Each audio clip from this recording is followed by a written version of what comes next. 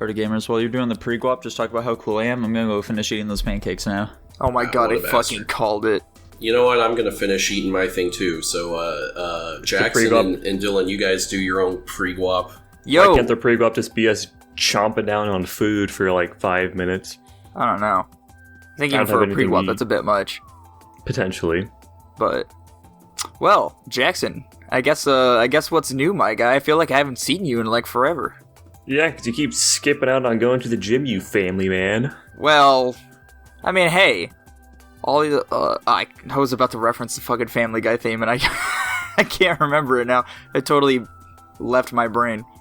Nico references it all the time. He makes some of the most random references, and that is one of them. Does. But now, did you change your Discord thing here, or did I never pay attention before? No, I absolutely did. Just last night. I was about to say, I do pay attention to some small details. I'm not completely devoid of, attention to detail, which is kind of okay, but, whatever. Yes, sir. Right now I am Yay Miko from Genshin Impact chowing down. Yeah, you do seem to like that game. I do I do see ads pop up for that game a lot.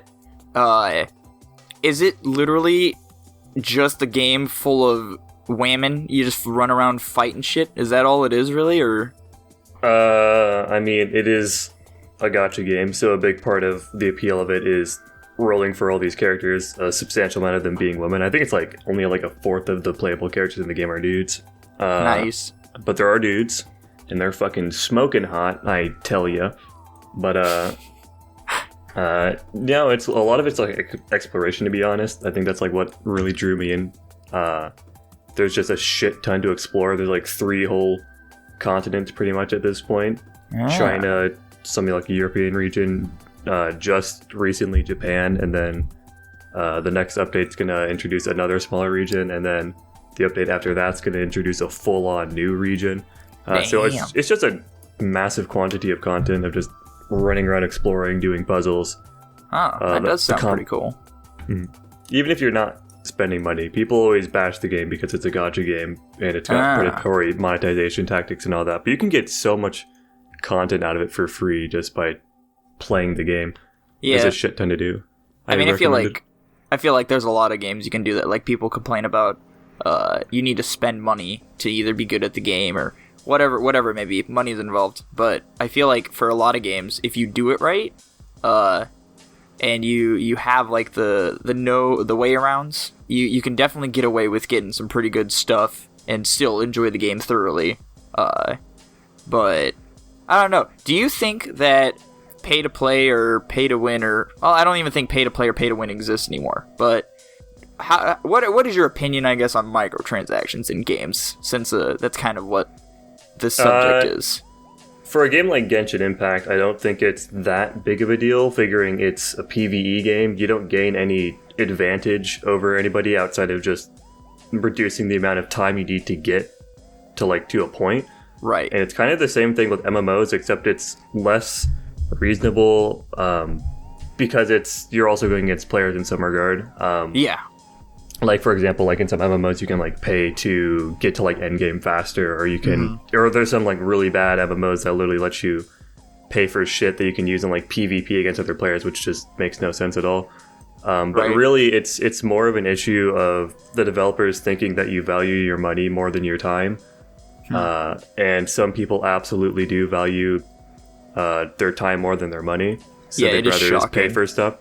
Which, I mean, it makes sense. I mean, a lot of people literally think of paying in an MMO like, I could grind for 3 hours here, or I could just spend like 2 hours worth of my actual like work to do it, because I don't have to waste that time when I could be doing something else or whatever.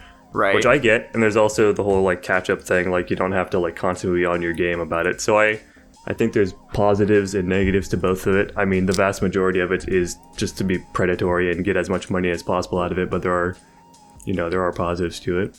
Yeah, I definitely will say, it's seeming like more often now, at least with like the MMOs and stuff, that they really do punish you for not playing their game every waking moment of every day. That is absolute facts. They like dailies. Yeah.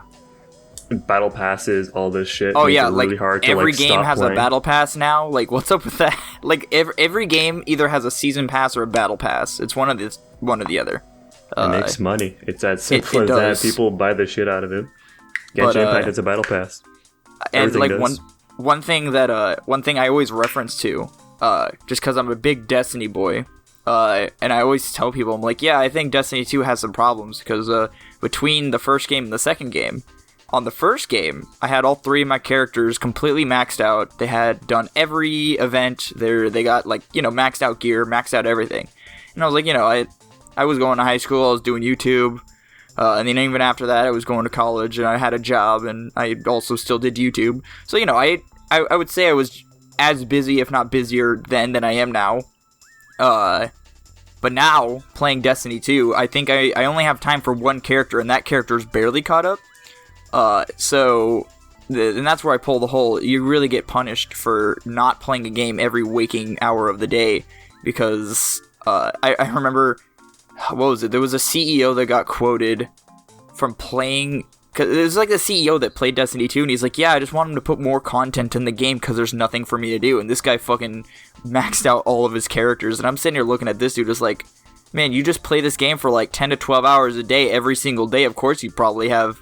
He said he had everything unlocked in the game, and I'm like, dude, what a luxury. But yeah, and that's one of the things that's really predatory about spending money in games too, is because they make it really hard to keep up with things unless you're putting in a lot of your time. And if you start falling behind, then that just means you're more and more inclined, depending on how much you value the product, to spend money on it.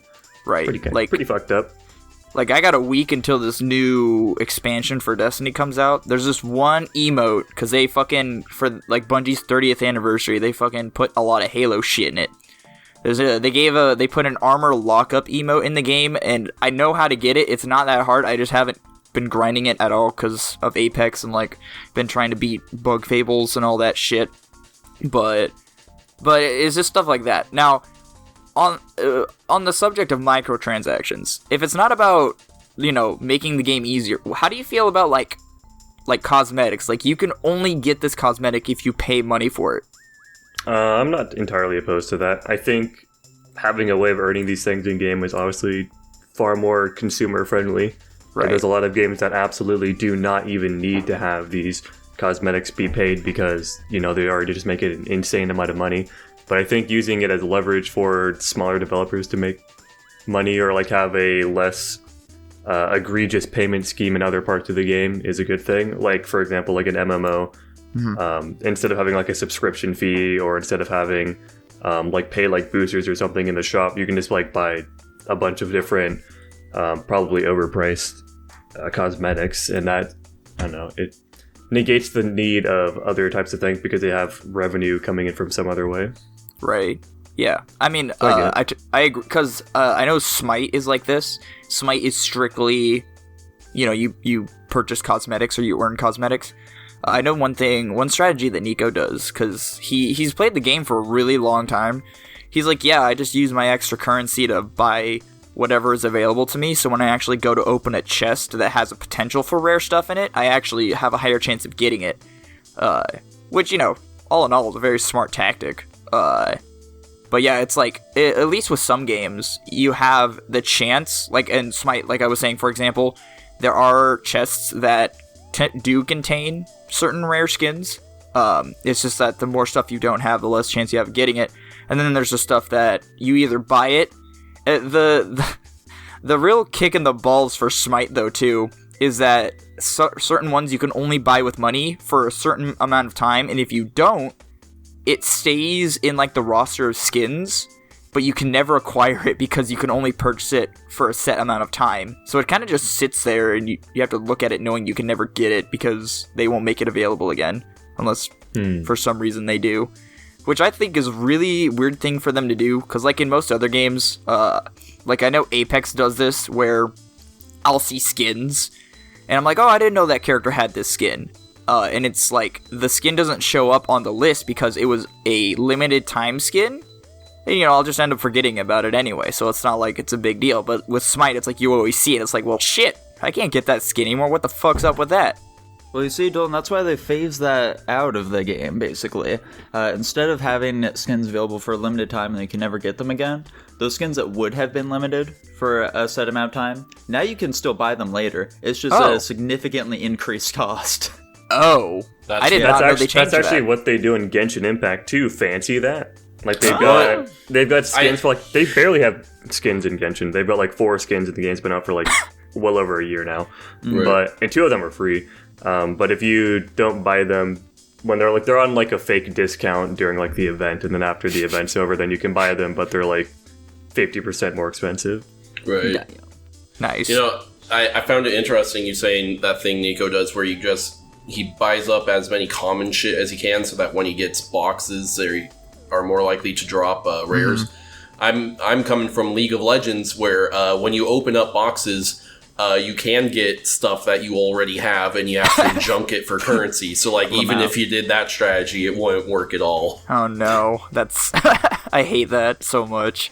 League of Legends is like, I mean, on one hand, like you can acquire characters pretty quickly just by playing the game, and there's always, I think, like 16 characters that you can play for free, and it's rotating, but there's a lot of microtransactions that if you want to get like any skins, and honestly, since they implemented their like hex tech system where you can earn shit like, you know, through loot boxes and whatever, you get a lot more skins. Even me, who doesn't play the regular game like at all for the past 2 years, I can still average getting like 6 to 8 skins a year, which in my opinion is not bad since I'm doing it for free. But yeah. All right. They also they give skins to the same characters over and over again, you know. And I don't play very many of like the hyper popular characters, so I'm like, what? Another Ari skin? I don't care. Yeah, well, that's what sells, though, Tanner. People all want those games have to have flagship characters, man. Stop turning all these characters into K-pop idols. I don't give a fuck. That. Jackson purchased an Ari skin the other night when we were playing League of Legends. Hilarious. That I did. I purchased a really expensive one, apparently. Wow, yeah. Which one was it? She looks like a shrine maiden. I don't know what the skin's called. Yeah, fucking Spirit Hunter Ari, I want to say. Huh. Yeah, that sounds right. I don't know. Yeah, let me boot it up right now and check, because I'm that into this. I like how we left you guys alone for 5 minutes and you start talking about fucking Genshin Impact. Jesus Christ. I just asked him what he was up to lately. Yeah, I was listening the whole time. Okay. I just asked him what he was up to, and then he said Genshin, and then I just decided to take it from there. Sure, throw him under the bus. Hey, whoa. Hey, I steered it back towards Destiny, alright? That's a bad on my part. This is equal opportunity Genshin Impact here. So this is what it's like when we have a special exclusively Jackson and Dylan episode. This is what it would be like. I will say your guys' banter was pretty solid. Yeah. You guys have really improved. You're almost as good as me and Nico. Oh, dude. Damn straight. Thank you. Maybe right. one day me and Jackson will be able to host this podcast, right? Yeah, maybe you guys can go solo one day.